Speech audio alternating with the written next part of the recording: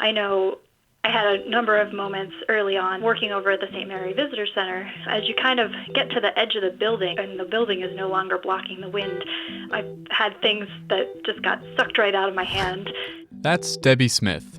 She's in charge of, among other things, the St. Mary Visitor Center. You know, it's also funny. We'll often get these high wind warnings. I think it was for 40 to 50 mile an hour gusts and maybe even as high as 85. And I've told people that don't live around here that that's our weather forecast, and they're like, oh no, that can't possibly be right. You know, you couldn't possibly have wind that high, but we do. How does wind affect people's experience when they're visiting the St. Mary area? Partly it's just about the sort of obvious things like making sure their tents don't blow away and making sure when you're eating lunch that you have, you know, a hold of everything that you brought with you. And then there's also being able to see what the park is like, and whether it's seeing St. Mary Lake on a day that it's really windy with huge whitecaps. Even sometimes at the St. Mary Visitor Center on really windy days, we'll get the spray from the lake hitting the windows on the side of the building because it's just blowing it that far. And the visitor center is not right on the edge of the lake there.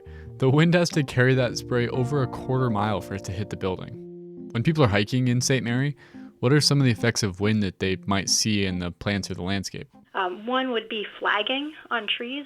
When you see trees that basically all the branches on the windward side are broken off or they're kind of deformed, so that side that's facing the direction from which the wind is blowing, and then it resembles a flag because all of the branches are just on the other side. Besides the practical side of not letting things blow away, do you think you've learned anything from the wind there? I think a lot of it is just learning about this place. And I mean, there's, you know, the obvious challenges that it presents to people like you were mentioning, but I think also the wind is something that makes the east side of the park really beautiful, and it makes it, you know, this diverse place and dynamic and harsh and wonderful all at the same time. It just adds to the experience, and it creates the amazing place that we have on the east side. How does wind affect life in your area? Does it invert umbrellas, sculpt dunes, or drive wildfire? Maybe you hardly think about the wind at all. The way you interact with wind is largely dependent on where you live. In Tornado Alley, wind is a life-altering force. But in other parts of the country, it might be more of a curiosity. In this episode, we're going to look at two elements that, perhaps like the wind, have been eliminated as a major factor in many people's lives, but that still find a home in Glacier National Park. First, you'll hear a story about the grizzly bears in the park, and then about our dark, starry night skies.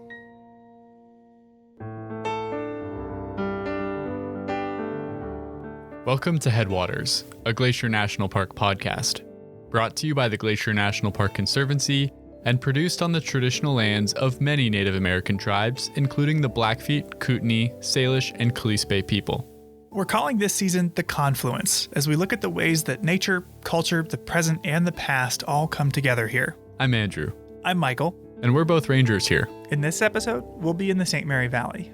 St. Mary Lake is the second largest lake here and home to some of the most breathtaking scenery anywhere in the park. I mean, the view from Wild Goose Island overlook is even on Montana State driver's licenses. It's so beautiful. Really, it is? Yeah, I mean, look at your own. It's like the shimmering thing in the background that they yeah. There it is, Wild Goose Island. So we're headed to St. Mary because it is a great place to look for experiences that, over time, have grown harder and harder to find anywhere else. Yeah, Glacier is in many ways the last best place for experiences that the rest of the world may once have taken for granted, but have since faded away. Today, we're going to focus on two of those experiences. One that it helps to get up early for, and one that it helps to stay up late. Yes, something for the early birds and the night owls. Now, one thing that makes Glacier special is that we are home to an abundant and diverse range of wildlife. We have 71 species of mammal, 276 different birds, 6 amphibians, and even 3 reptiles live here. And I'm curious what your experience has been, Andrew, but as an interpretive ranger, it seemed like half of the questions I got from visitors were logistical, like where should I hike, is this campground open, etc. And the other half was about wildlife. Do you have moose here? Yes. Where can I see a mountain goat? That sort of thing. Definitely. You could make someone's whole trip by just pointing a spotting scope at a herd of bighorn sheep. But that excitement for wildlife encounters can go both ways, because some people are thrilled at the prospect, but others are actually scared. Glacier's home to predators like mountain lions and wolves, but the critters most people think about when they're here are bears. We have a lot of bears here. Both black and grizzly bears. As of 2018, the population of grizzly bears for the whole northern continental divide ecosystem, of which Glacier is a small part, was estimated to be about 1,050 individuals.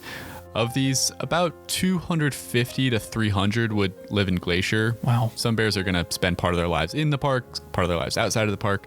And the black bear population in Glacier was thought to be about 600. I've heard that that's more grizzly bears per acre than anywhere else in the lower 48. But how do we even know that? This place is huge. It's like finding 1,000 needles in a 1,000,000-acre haystack. Yeah, it was actually a pretty big undertaking to get those numbers. I actually talked to Tabitha Graves, the scientist who was involved with a lot of this research. Hi, I'm Tabitha Graves. I am with USGS. I'm a research ecologist. Not only is it a massive area to survey, you have to figure out how to distinguish individual bears so you don't just keep counting the same ones. And I know with birds, in these sort of situations, biologists will catch them and mark them with a leg band, some other animals with ear tags. Yeah, but capturing and marking hundreds of grizzly bears would be super expensive and time-consuming. Sounds very dangerous and would probably seriously disturb the animals. So the scientists used some really cool technological advances to measure the bear population in a different way. Back in 1998, my predecessor in my job, Kate Kendall, started doing research using genetics of bears. She put out strands of barbed wire around some trees in the woods with some stinky lure in the center of it, and found out that grizzly bears would go in to smell that. When they did that, when they walked over or under the barbed wire, a few strands of hair would be pulled out. And in that hair, there's DNA in the hair follicle, and from that you can identify individual bears.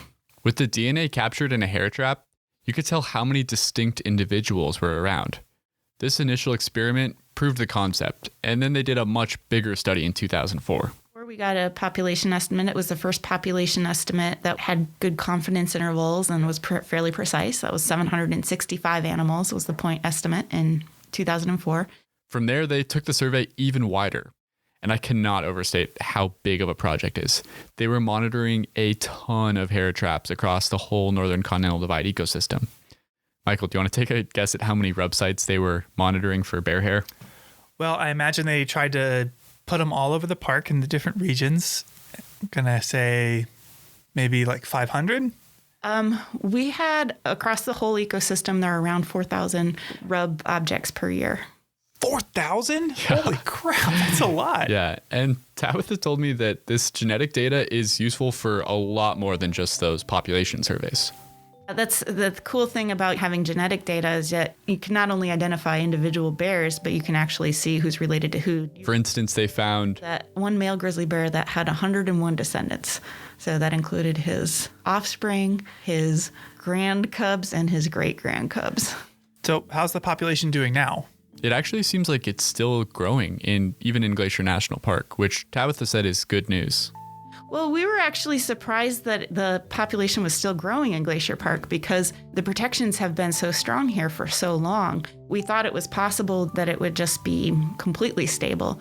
Because bears have larger home ranges, it could be that changes that are going on the Blackfeet Reservation or the Whitefish Range are also influencing the number of bears here. Wow, that's amazing. But it makes it all the more frustrating that I haven't seen any in the park this summer. I saw one really early in the spring, but once summer started, I just haven't been able to find them. Have you been out looking for them? Yeah, I've driven all over. I did a ton of biking and day hiking. I've gone backpacking collectively for nearly 20 days so far, and no bears. Wow, that's pretty bad luck. So as a last-ditch effort, I thought I'd go to St. Mary. Along St. Mary Lake is a stretch of open meadows called Two Dog Flats, a place where in the past I've seen bears before. Yeah, me too. It's great habitat. And a common piece of wisdom is that if you want to see wildlife, it helps to get up early. So this morning I left the house around 5. Really early. Let's get this over with. That's especially true in the summer when it gets hot in the middle of the day. Wildlife like bears are going to be more active around dusk and dawn. Exactly. So with that in mind, I drove over to St. Mary from the west entrance, a nearly 2-hour drive, to make it there before sunrise. Before sunrise? Yep. You don't have the reputation of being No, I'm not very much of a morning person. There it is. But this was serious business. I can't have gone the whole summer without seeing a bear. Seriously. And that's a promising sign. I just drove through some bear poop. So I parked on a roadside pull-off, got out my binoculars, and scanned the horizon. And binoculars will definitely help. At a distance, it's pretty hard to tell the difference between black and grizzly bears. So there's 8 species of bears in the world, and brown bears, grizzly bears, Kodiak bears are all the same species. Grizzly bears and black bears are different species, and some of the differences between them are grizzly bears are more oriented towards digging. Black bears climb trees more. One of the most common misconceptions is that black bears are all black and that grizzly bears are all brown. The truth is we have brown black bears, black grizzly bears, and they're examples of both species that are cinnamon or blonde here in the park. So don't rely on the fur. Look for physical characteristics. Tabitha mentioned that grizzly bears like to dig. That means they have huge shoulder muscles that give them a really pronounced hump on their back. Black bears, on the other hand, spend a lot of time climbing trees, which gives them really strong hindquarter muscles and gives them a nice big rump.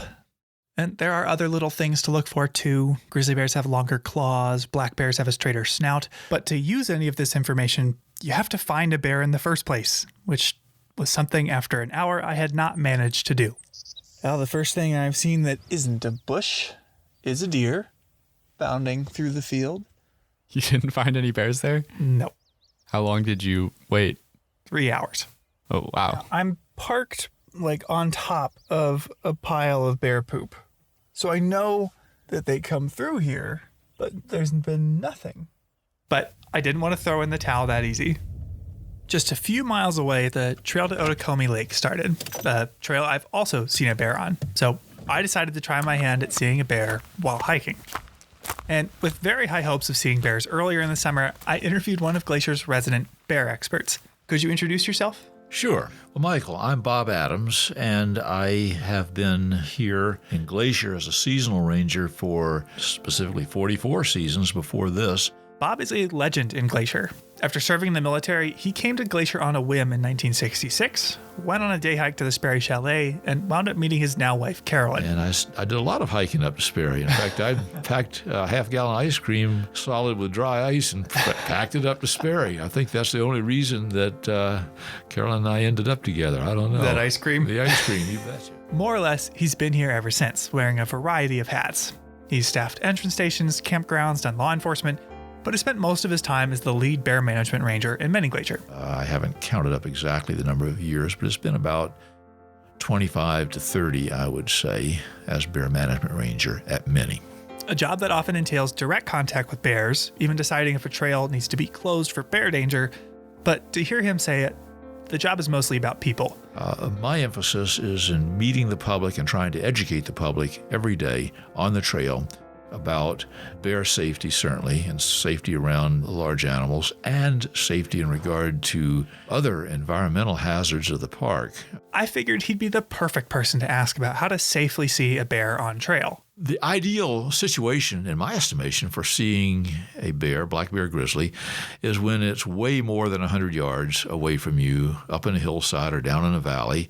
It's a pretty exciting experience to get that chance and have a few minutes to stop and look and get out your binoculars. Seeing wildlife from a safe distance is obviously the best scenario for all involved. Seeing animals up close can be a different story. Moose are very large animals, maybe 1,000, 1,100 pounds with a brain the size of a walnut. I mean, nothing could go wrong, I'm sure. So, anyway.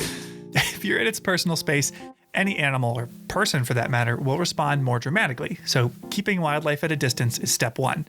In fact, park guidelines state that you should stay 25 yards from herbivores like deer and mountain goats, and 100 yards from predators like bears. Which is easier said than done. On a lot of trails in the park, it's pretty rare to be able to see anything, let alone a bear, from 100 yards away. Twists and turns in the trail mean trees and rocks can block your view. Exactly. And while it's never ideal to be up close and personal with a bear, the worst case scenario is to surprise one, something you can easily imagine happening around a blind corner. So the best thing to do while hiking is to regularly let them know you're there. To minimize the likelihood of encountering a bear or surprising a bear is to make noise when you travel. That means using your voice to call out. It's not conversation. People say, oh yeah, we're talking. We go, okay, sometimes your conversation carries quite a distance if the wind is blowing, but usually it does not. Coming through. Bears have an incredible sense of smell. They are believed to be able to smell things from over a mile away, but their sense of hearing is about as good as ours. I, in Glacier Park, am just obnoxiously known for my presence, I guess. Every 50 yards or so, I'll shout out, especially around a blind corner where there's high noise from wind or waterfall or stream nearby. You want bears to know you're in the area because bears' natural inclination is to move away from people. Even though they're accustomed to our presence, they have no interest in really getting up close and personal with us. So give them that opportunity. Help. So making noise is a must, even if it feels a little silly sometimes. Making noise has helped me avoid surprising bears, but it won't always prevent you from running into them. You're right. Sometimes even if they know you're there, you might still see them. We get reports all the time, every summer, every week, in the visitor center. Oh, bear was coming toward me. It was charging me. It was lots of different things in their perception, but the bear usually is just walking toward them, and they are petrified, and you and I can understand how that might be if you've never been around a bear, maybe even in a zoo. Yeah. This is daunting. And if the bear, for example, is walking on the trail toward you or it's coming up behind you on the trail, and that's when they really get excited because they are sure the bear is after them. It's very personalized. Yeah. That's not the case. The bear is moving where it wants to go. The trail is the easiest way for the bear to travel. One time, a few years ago, I was leading a ranger hike up to Avalanche Lake, and we were all stopped talking about the trees, and someone very calmly tapped me on the shoulder and said that there was a black bear coming down the trail. It made total sense. Why would the bear want to bushwhack through the brush when there's a trail that's clear right there? Precisely. And Bob has advice if you ever find yourself in that situation. What we as visitors and hikers should do is move slowly away from the bear, back up slowly. And if you find a spot on the trail that's safe for you to get off on the downhill side of the trail, not over a cliff, but where you can walk down 5 or 10 yards and just stand still, the bear is going to walk past you. That's what the bear is going to do. It may turn and look at you. You may feel more comfortable, and it's perfectly okay to get out your bear spray and have it in your hand, but do not plan to discharge it at the bear. That's just going to stir things up. There's no need to do that. That's how it's happened in my experience.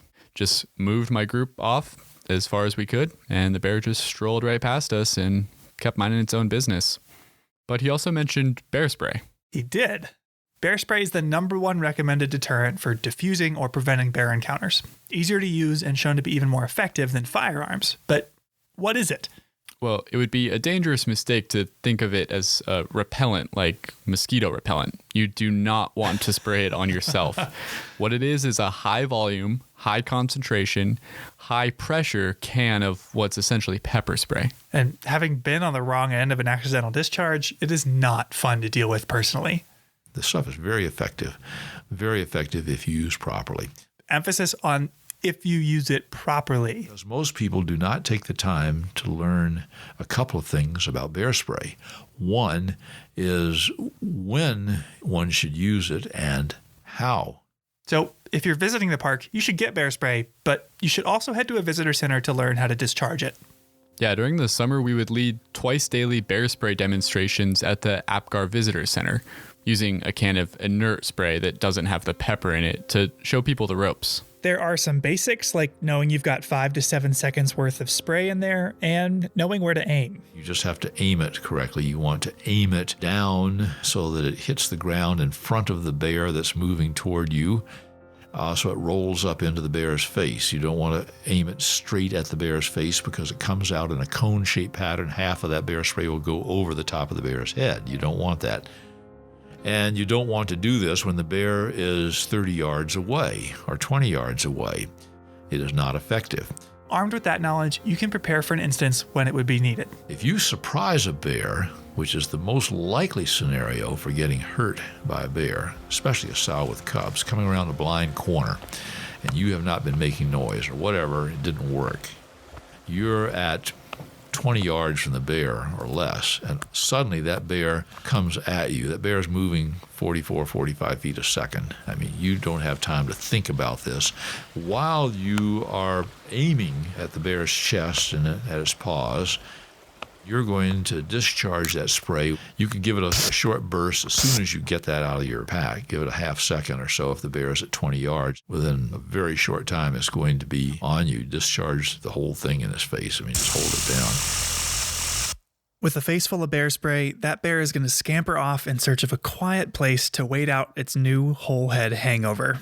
In a little while, they'll be just fine, and you'll be long gone. The stuff just works. You have to have that bear spray somewhere where you have actually gone through the physical motions of putting your hand on that spray and ripping the Velcro. You should be able to get that out in 1 to 2 seconds. It can be done, but you need to practice that. I have never once needed to use my bear spray, but even still, I had Bob's advice in the back of my head on the way to Otokomi Lake. Making plenty of noise, being observant, and keeping my bear spray handy. But I still hadn't seen any wildlife. That is, until I rounded the corner, got to the lake itself, where all of a sudden, just 20 feet from me, a fish jumped and splashed in the creek. Oh, come on. Kind of scared me, what? You knew what you were implying had happened. Okay, believe me, I was disappointed too. I ate lunch there for 30 minutes, eventually started down to the car with my proverbial tail between my legs. I didn't see any wildlife on the hike out either. Only a few other hikers going the other way. Well, don't beat yourself up too much. Yeah, well, something else Bob had said was reverberating in my head the whole hike out.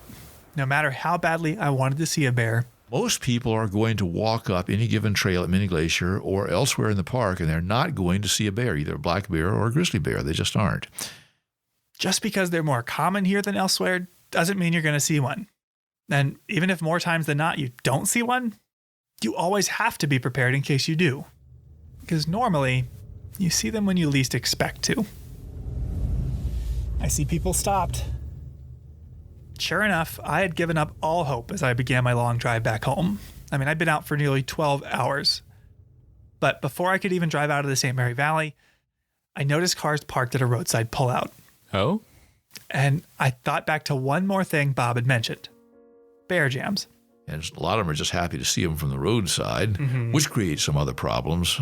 Bear jams. And not jam like jelly, right? No. The piling in of cars along the road. And seeing a lot of cars parked in the road or at a pullout with no trailhead is usually a sign that somebody spotted an animal. And animal sightings are exciting, but these bear jams can be problematic. Preventing bears from even crossing the road to get to water because there are 30 to 40 cars parked solid. People essentially acting as a barrier between the bear and food or drinking water. Exactly. People out of the cars and advancing toward the bears. I mean, it's hard being a bear, I guess you could say. With a roadside bear sighting, if you're the one driving and you spot it and nobody else has seen it yet, what should you do? Well, I can tell you what you should do, perhaps, and I'll tell you what you're going to do. I know what you're going to do. You're going to stop, and you're going to call the kids to the window, and if it's no more than that, at least you're going to be there clicking from the car. And, of course, once you do that, other cars pile in, and then the thing goes pretty quickly to chaos, or it certainly can. What you should do is take a look, slow down, take a look, keep moving. That's what we'd like people to do. It never happens. But amazingly, that afternoon, everyone had pulled safely off the road into a large pull-off that didn't interfere with traffic in any way and had binoculars trained up the hillside where over 100 yards away, 2 grizzlies were foraging. Really? That's awesome. We came across someone else who had spotted him when he was further down the mountain. Yeah. Oh, that's huge, isn't it? I mean, it was the perfect bear encounter. They were enormous, for one. Like, the one bear was scarily huge. They were far away, and we weren't bothering them in the slightest. That's really good to hear. And people there were clearly absorbed by the experience. One couple set up a spotting scope to share with everyone so you could see them really clearly. And many were seeing a grizzly bear for the first time. I was looking, I thought it was going to be dark. Me Well, too. the back is dark. When he turns And the front is light. Yeah. But he really is. But as fun as it is, to make sure I didn't add to the parking problem, after I got a good look and talked to a few people, I got back in my car and I kept driving. Now, I spent all day trying to find a grizzly, and I was mesmerized when I did, along with everyone else at that roadside pull-off. But as we hinted at earlier, seeing a grizzly bear hasn't always been that rare of an experience. Most people know that the range of the grizzly was vastly larger. I think it stretched back almost to the Mississippi River if you go back 300 years or so. Through 200 years of hunting and poaching, the grizzly population of the lower 48 was reduced by as much as 99% compared to 1800 levels. Today, thanks to conservation efforts like the Endangered Species Act and even protected lands like Glacier, they're no longer on the brink of extinction, but they are still far less common than they once were. And as exciting as it is to find one today, bears aren't just here for us to see. This isn't a zoo. They play a really vital role in the ecosystem. Here's Tabitha Graves again. They have effects on lots of different parts of the ecosystem. Because they dig for roots a lot, particularly in the spring and the fall, they're actually digging up the soil, and that's actually a kind of nutrient cycling. They might eat huckleberries, for instance, in one place, and then because they can move such large distances, being large animals, they are really important for seed dispersal. They regulate prey populations, break down logs. Really, the list goes on and on. Their role in this ecosystem is enormous. The fact that we not only have them here today, but that thousands, millions of us each year can share this place with them speaks to the strides we've made in bear management, which, as Bob put it, used to be, well, different. Oh, bear management has changed quite a bit. Oh, will you indulge me in a little story here? Go right ahead. A story from Bob's first season as an employee in 1967. We road patrol rangers would cruise through the campground in the evening because they invariably had bear problems because there were no bear-proof cans, garbage cans. They just had regular 50-gallon galvanized cans, and people left their gear, their stoves, their food, their ice chest out. So bears could get into these things and learned that they had food in them. You can find out where the bear is because you hear people shouting and banging on their pots and pans. Hey, bear, hey, hey, hey, bang, bang, bang, bang. So we know where the bear is, so we cruise up. And we had a really fun tool in those days. Crazy, we could have died using this, but we had a shaved-off wooden baseball bat behind the back seat. We'd jump out with a baseball bat and shout at the bear and run up and whack it in the butt. I'm not kidding you. With a baseball bat, a black bear, when it's sitting there at the table, going through somebody's ice chest, and wail on it, and that bear would take off like a rocket and go up the nearest tree, and we'd say, "Okay, job done. We're moving on." Guess what? 15 minutes later, bear's down working the campground again. Now that was bear management in '67. Holy cow! Yeah. No way. That's crazy. I lost it. But this era, this technique of bear management is dangerous for more than just the ranger carrying the bat. Visitors were injured or killed by bears that started to see us as a source of food, and more bears had to be euthanized too for this behavior. Understandably, things are different now. We've definitely changed quite a bit. Bob covered a lot of ways that we can alter our behavior in bear country, but how can we affect bear behavior? Yeah, well, thanks to the research of Tabitha and a lot of other scientists, we understand bears a lot better today than we did during Bob's story 50 years ago. Yeah, we did a study that we called Nature versus Nurture. And it used that same genetic data that we discussed earlier. We were trying to understand how grizzly bears become habituated. What we did is we looked to see whether their mothers also had a history of conflict and whether their fathers also had a history of conflict.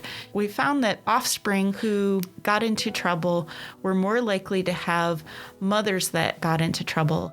And this is consistent with what we know about bear life history. Young bears stay with their mothers for a couple years. So there's an opportunity for them to learn how to get into trouble, basically, or how to learn those associations of humans and food in their early years. Okay, so let me get this straight. Cubs with habituated fathers who get into food, etc., they don't become habituated, but the cubs that have habituated moms do? Exactly. And what this means is that since a bear's father doesn't raise it, its only contribution is genes, the behavior isn't inherited. Okay, so cubs must be taught this behavior by their moms. Yeah, exactly. So Tabitha told me that this realization emphasized how important it is for visitors here to properly secure their food. Yeah, our research really highlights the need to prevent food conditioning from happening in the first place, because there could be kind of these longer term effects that could be passed down from mother to offspring. So it's really important to put your food away, make sure that you're storing all of your attractants safely at night inside of a hard-shelled vehicle or in a bear box, in some place that keeps the foods and attractants away from bears. Wow, talk about the butterfly effect. I knew it could affect our bears today, but if it gets in the hands of or the paws of a female bear, she's going to teach it to her cubs, and they'll teach it to their cubs, and so on. So it's really important that we always secure our food and trash. It can affect generations of bears. So as we've learned this information over time, the park's bear management policies have evolved. Given the same situation this summer, you probably wouldn't use a shaved off baseball bat. No, we wouldn't use the baseball bat. Absolutely not. Sawn-off baseball bats have given way to a variety of safer and more effective tools that rangers can use to teach bears to keep their distance from us. There's cracker rounds, beanbags, rubber bullets, and also infrastructure set up to know how and when to close trails or campgrounds to prevent encounters in the first place. But like Tabitha mentioned, the most important tool that has kept our wildlife as wild as can be in a place with 3 million visitors a year is food storage. All foods, all things that are associated with foods kept away at all times except mealtime. That's the mantra. And the result of all of this is that today in Glacier, you just don't see grizzlies in a dumpster. You don't see bears in the campground running off with bratwursts or breakfast pastries. You see them up on a hillside, foraging for huckleberries, chasing ground squirrels, sliding down snow. And that difference is important. Oh, that's huge. So the next time you come visit, read up on our food storage regulations, buy, carry, and learn how to use bear spray, and embarrass your friends and family by making noise on trail. Good morning! Because you might not see a bear. Heck, you probably won't see any. But what if you do? After all, where's the fun in a guarantee? After the break, our final story.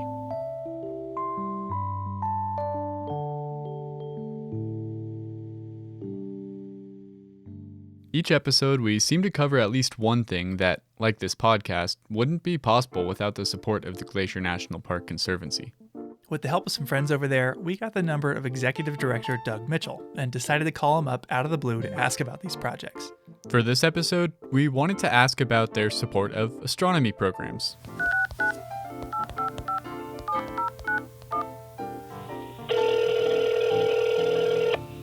Glacier Conservancy, this is Doug. Hey Doug, it's Andrew and Michael here. The Mad Podcasters. How are we doing over there today? We're doing pretty good, but we've got an issue. We were hoping you could help us settle it. We've been arguing all day about whether the morning or the evening is better here in Glacier National Park. All right, well, Michael, make your case.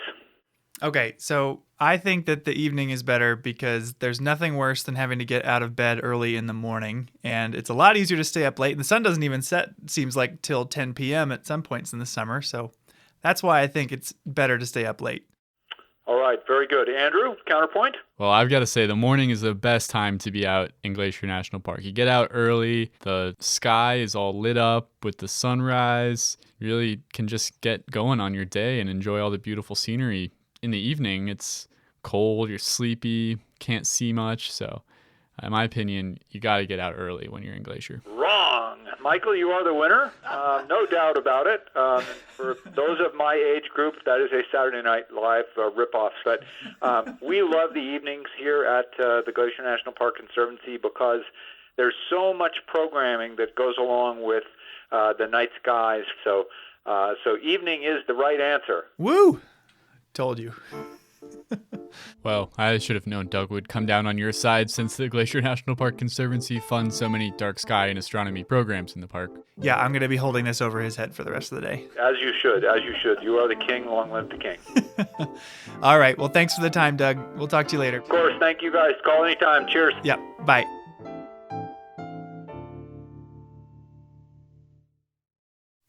And we're back.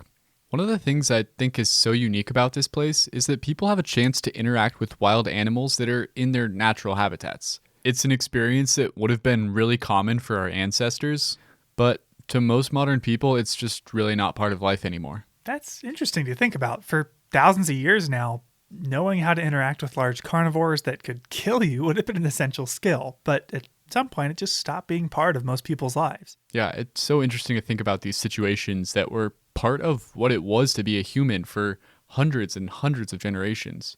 So long that knowing how to respond to them is literally inscribed in our DNA. One of the amazing things about national parks, in my opinion, is that they connect us to universal ideas of what it means to be human. Visiting a place like Glacier National Park allows you to see and feel the same things that millions of other people have seen and felt here over thousands of years. I think another example of what you're talking about is looking at the night sky and the Milky Way. For millennia, the Milky Way was just what the night sky looked like. Humans that looked up at the night sky saw the stars and planets and galaxies. In fact, when our nation chose its flag, stars were used because no matter where you lived in the United States, the night sky was a universal experience. But since then, for most people, that experience has faded away. So I think you should check that out. Well, I have been wanting to go stargazing since the night skies are so well preserved here, but I'm not sure I can really get myself to stay up late enough. I mean, it's worth it. The park has an observatory even now, so there's more you can see. You won't regret the missed sleep. All right, I'll do it.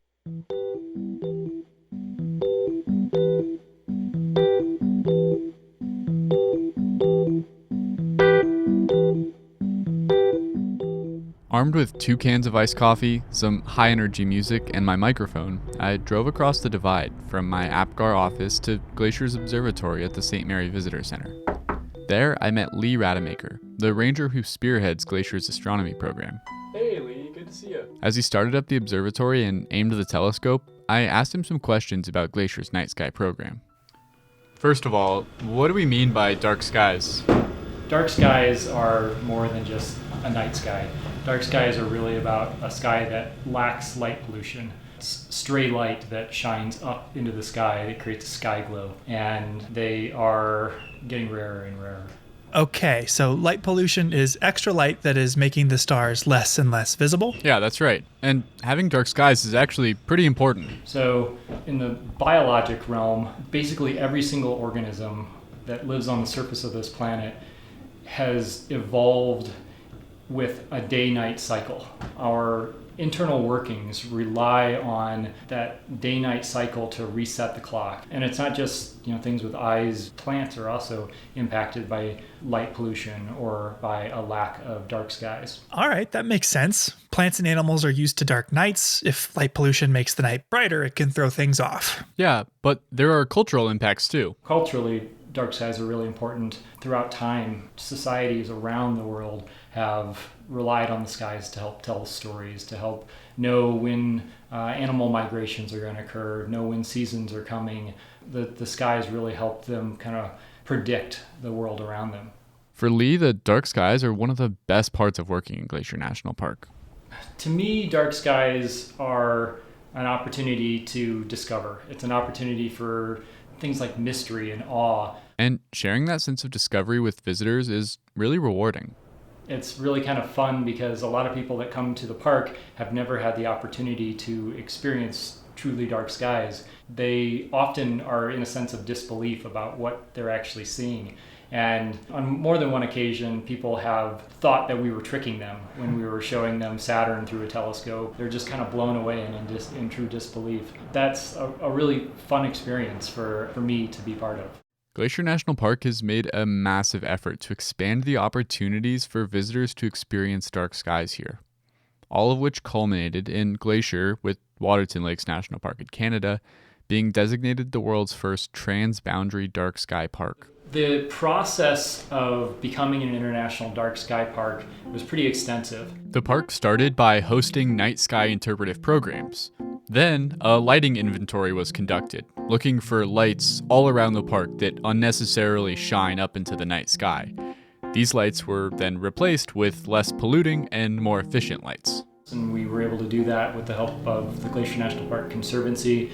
In the midst of this process, the building we find ourselves in right now, the Dusty Star Observatory, was constructed. We're inside a Sky Shed PodMax 12-foot dome observatory. So it's that kind of classic observatory shape that you've seen in pictures. And in the center of the building is a big steel pier, and sitting on top of the pier is the telescope mount. This mount controls where the telescope points. As a dark sky park, Glacier has a lot of astronomy programs for people to attend, mostly in the months of July and August at the Apgar and St. Mary Visitor Centers. And we have astronomers set up that can help people experience the night sky using telescopes, binoculars, and other, even just kind of, sitting out on a lawn chair and looking up and having an astronomer point different objects out to you that you might see with your naked eye. As we talked, the skies darkened, and by about 11:30, the Milky Way emerged, and stars began to carpet the entire sky above us. It was time for the fun part.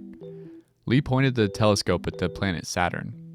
I should note that the telescope in the Dusty Star Observatory is a type called an astrograph, which is a fancy word for a telescope that you typically don't look through with your eye. And it focuses its light down through the back of the scope, where we have a camera that is able to project or send these images off to the computer. Which is why you'll hear us referencing a screen rather than an eyepiece. I carefully watched as Lee aimed the telescope.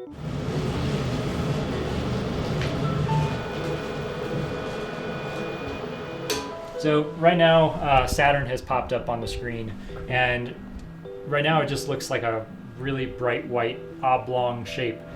I'll see if I can fine-tune it a little bit to make those rings come out. In no time, the planet came into focus. So cool though, like you can very distinctly see the rings. While Saturn was super cool, I was really hoping I could convince Lee to show me the comet Neowise, which was at its most visible the night I was out there. That particular comet only comes by about every 6,800 years. So it's really no exaggeration to say that seeing it in this telescope would be a once-in-a-lifetime opportunity. After a few minutes of adjustments, Lee got the comet squarely in the telescope sights, and it didn't disappoint. So now we've got the nucleus of the comet on the left side of the screen and the tail stretching out to the right. Oh my god, yeah, that's really impressive. He talked me through what I was seeing here. The Neowise is a fairly green hue and actually has a greenish ion trail. Every comet has two tails as it approaches the sun. One is the tail kind of made up of the dust and gas that's kind of blasted off of the core of the comet. And then a second one is an ion tail that's formed from the interaction between the comet and the solar wind.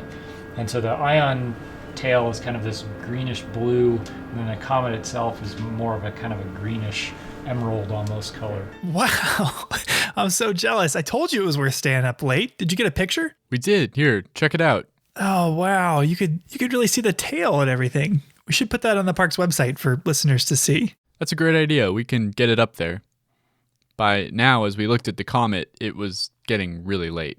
The excitement of seeing the comet had given me a rush of energy, but I knew it wouldn't last forever, and Lee had to work early the next morning. I think it may be time to call it a night on this fairly successful image.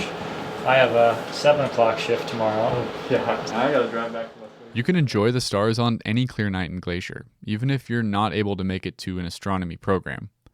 All you really need is a clear view of the sky. Lee recommends bringing some warm clothes, maybe a lawn chair, and a pair of binoculars can help too. And he said that if you can't make it to an event, with a smartphone you can download an app and point it at the sky and learn a little bit more about what there is up there. If you decide to check out the stars while you're here, and you definitely should, it was well worth staying up for, it's important to think about leaving no trace. With stargazing, Lee reminded me that Leave No Trace Principle 7, be considerate of other visitors, means taking an effort not to shine bright lights where people are stargazing. If we take these simple steps to leave no trace, we can make sure that there's continued opportunities here to be part of this ancient human tradition of viewing the night sky. Today, when you look up at the night sky, you're not just seeing the stars. I think you're really connecting to that shared humanity and that shared culture. Sounds like you had a great night. I'm really thinking now about all the ways that people and our lighting clashes with the natural dark skies and how it hasn't always been that way. So I called Darnell Rides at the Door, an Amskapi Pekani or Blackfeet tribal member that I met in another episode, to learn more, and she pointed out the observatory's name. Dusty Star is actually a Blackfeet term for a comet. Those are comets. We call them dusty stars. It's just kakatoos. The concept of a dusty star might have been especially relevant this year with the comet Neowise. My coworker Andrew got the chance to go look at that in the St. Mary Observatory. Oh, how awesome. Oh yeah, that makes total sense after seeing it. Comets are like just dusty stars. Yeah, and Darnell told me that the Blackfeet language is a very visual one. You know, it's interesting to think about. The last time the comet Neowise passed by Earth, some 6,000 years ago, Blackfeet people were probably looking at it up in the sky and calling it by that same word. The things we talked about today, seeing grizzly bears in the Milky Way, are just a few of the countless unique experiences you could have here. Yeah, you can also find here some of the last alpine glaciers in the contiguous U.S., endemic plants that occur nowhere else in the world, and opportunities for solitude and quiet that are becoming increasingly rare. I mean, heck, if you could prove there's a better place on Earth to pick huckleberries, I'll eat my shoe. These are opportunities for people to connect with the natural world that may disappear forever if we're not careful. So it's our collective job now to make sure the types of experiences we talked about today, like seeing a bear or viewing the stars in the night sky, are possible for people for another 6,000 years. I think that if we can learn to come together as a community, we can do it, but it's going to be a big job. Yeah, but I think we're up to it.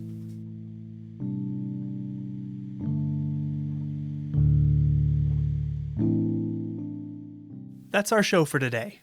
If you're interested in learning more about bear safety or astronomy programs in the park, you can find links in the show notes for more info. Thanks for listening.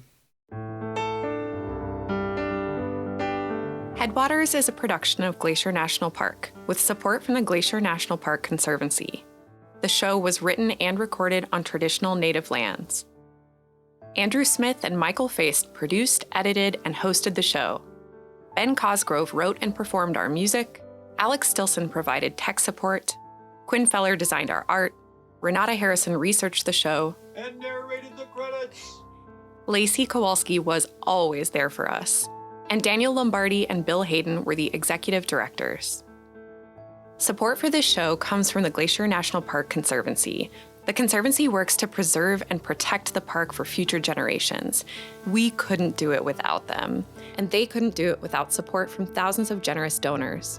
If you want to learn more about how to support this podcast or other awesome Conservancy projects, please go to their website at glacier.org. Of course, you can always help support the show by sharing it with everyone you know, your friends, your family, your dog, and also leave us a review online. Special thanks this episode to Debby Smith, Darnell Rides at the Door, Tabitha Graves, Bob Adams, and Lee Rademaker.